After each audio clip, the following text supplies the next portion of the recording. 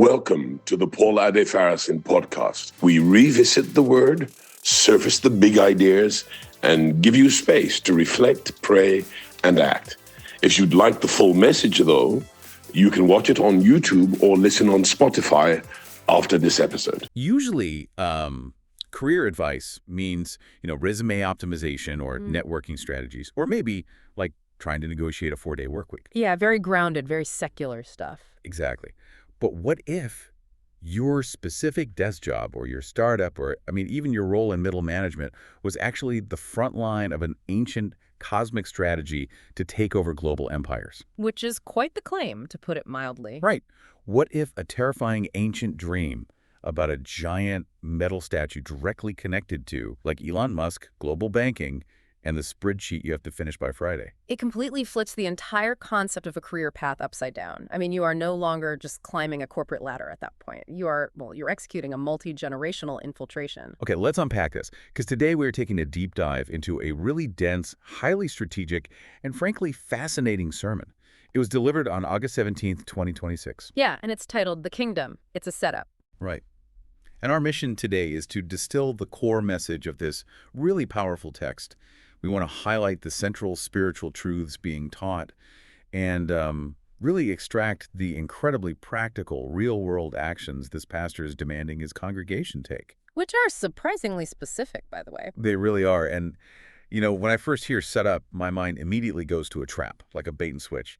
But reading through the sources, the pastor is using the term to describe being perfectly strategically positioned for massive success. Right. And just a quick context note for you listening as we get into the weeds here. Because this source material makes massive, sweeping claims about global politics, economic structures, and cultural dominance, our goal today is strictly to decode the strategy. Yeah, we are absolutely not taking political or religious sides here. Exactly. We aren't endorsing any specific viewpoints. We are simply mapping out the incredibly fascinating worldview this pastor is presenting so, you can understand the strategic framework he is handing to his listeners. Right. So to understand the modern career advice, like the actual boots-on-the-ground instructions for Tuesday morning, we first have to understand the ancient text driving his entire worldview. And it anchors everything in the book of Daniel, right? Yeah, specifically chapter 2. This whole thing centers around King Nebuchadnezzar, the ruler of the Babylonian Empire. And he keeps having this recurring, just terrifying dream. And he doesn't just ask his advisors for an interpretation, does he? No, he demands they tell him what the dream actually was in the first place, or he's going to execute them. Yeah. Which is, that is the ultimate toxic boss power move. Truly. It's the ultimate test of actual divine insight. And Daniel, who is a captive Israelite serving as a public official in the Babylonian government, actually delivers. Right. He steps up. Yeah. He tells the king that he dreamt of this massive, terrifying statue. The head was pure gold, the chest and arms were silver, the belly and thighs were bronze, the legs were iron, and the feet were this unstable mixture of iron and clay.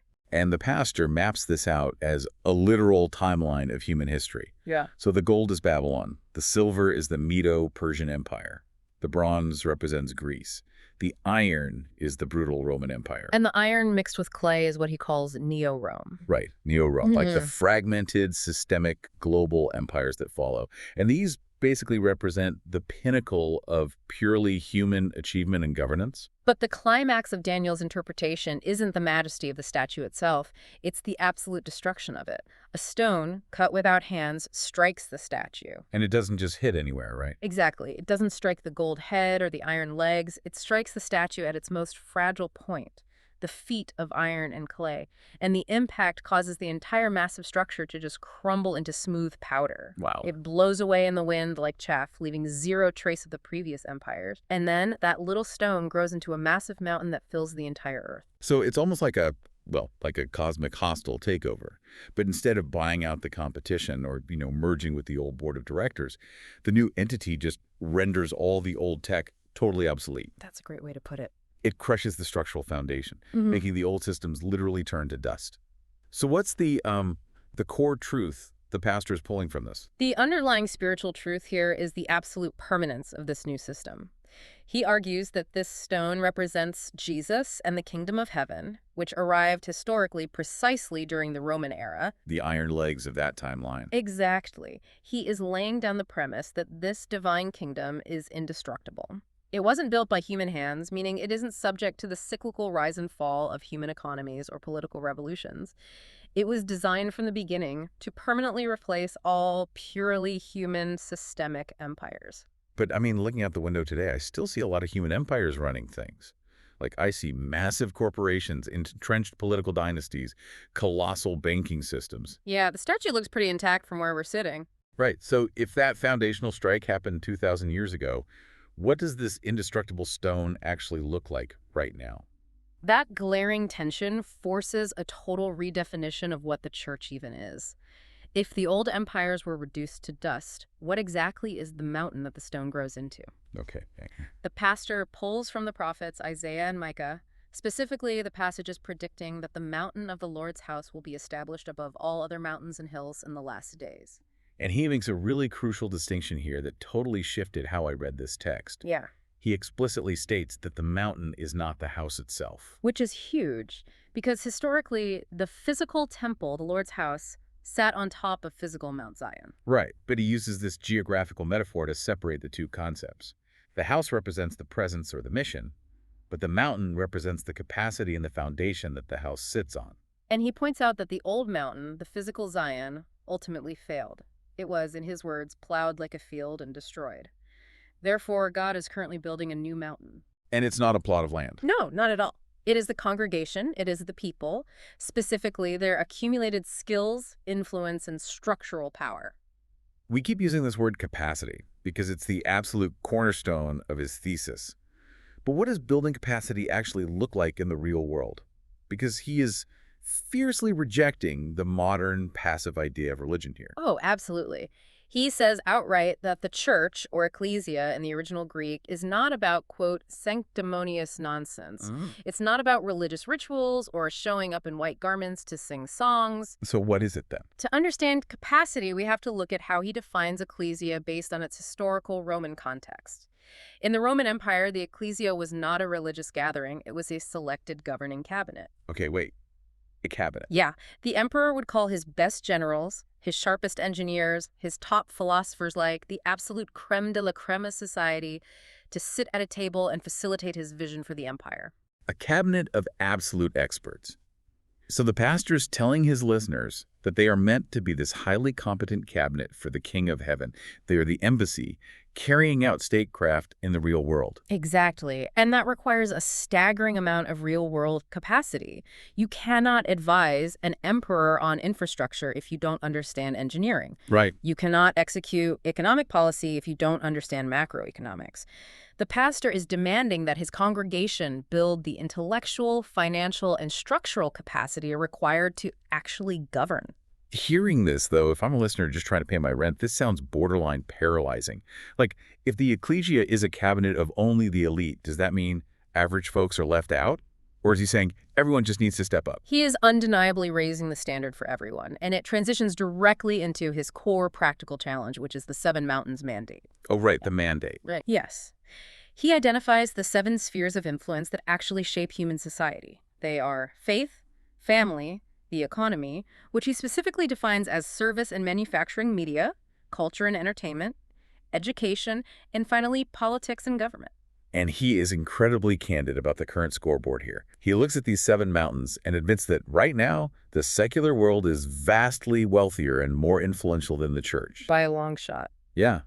He names the modern giants like SpaceX, Tesla, Amazon, Boeing, BlackRock.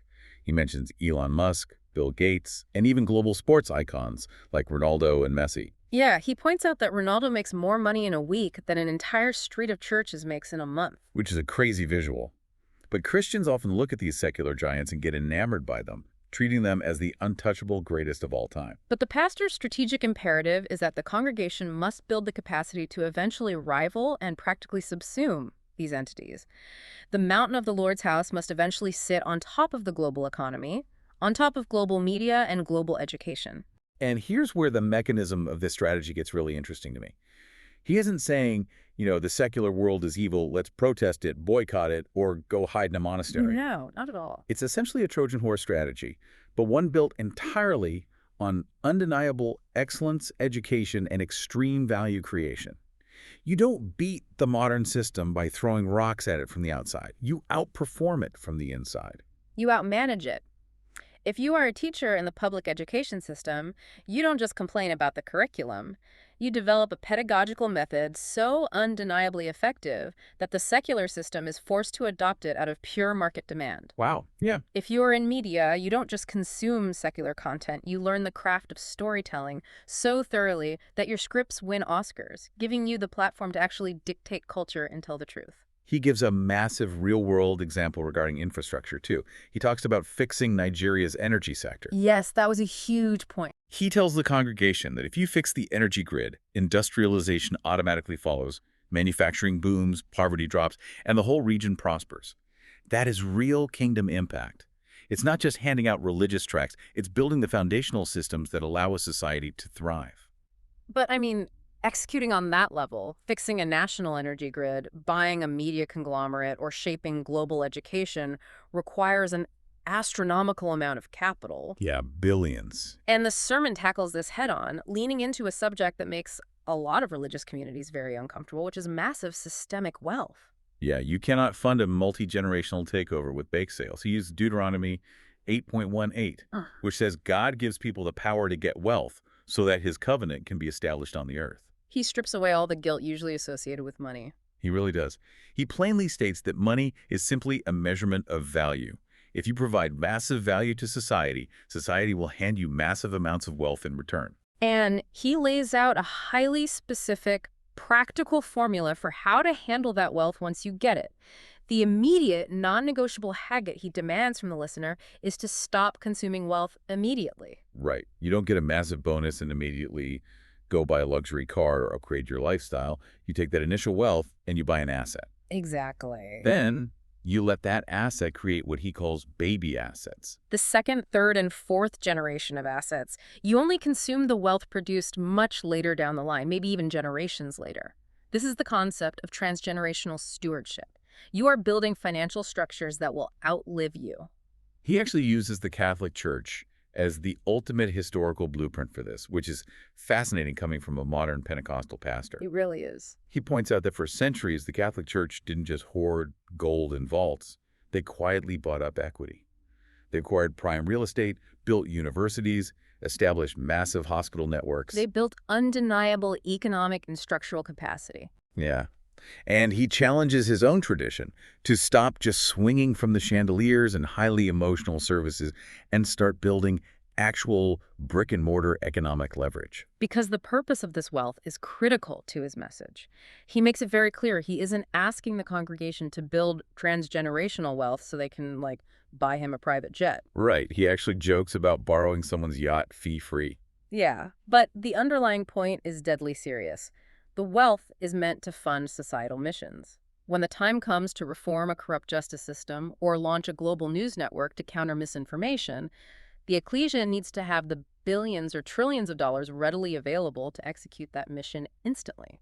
Hearing this scale, though, billions of dollars, global media networks, national energy grids, if I'm a listener who is, a mid-level manager or a freelance designer, this sounds completely disconnected from my reality. Sounds impossible. Yeah, I can't buy an airline today.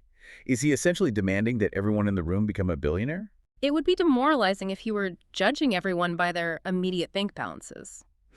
But he is actually demanding a shift in mindset. Okay, how so? He isn't asking you to buy an airline tomorrow. He is asking you to stop acting like a consumer and start acting like a steward of whatever sphere you currently occupy. And he proves this by ending the sermon with incredibly relatable case studies.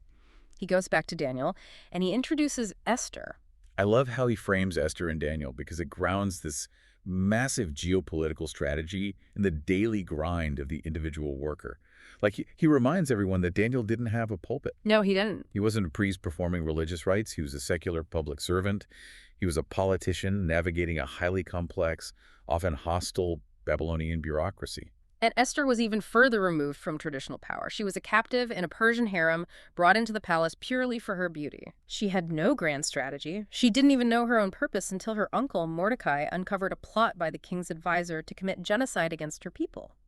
Mordecai delivers that famous line, telling her she was placed in this completely secular, compromised environment for such a time as this. She wasn't a general with an army, she was a wife.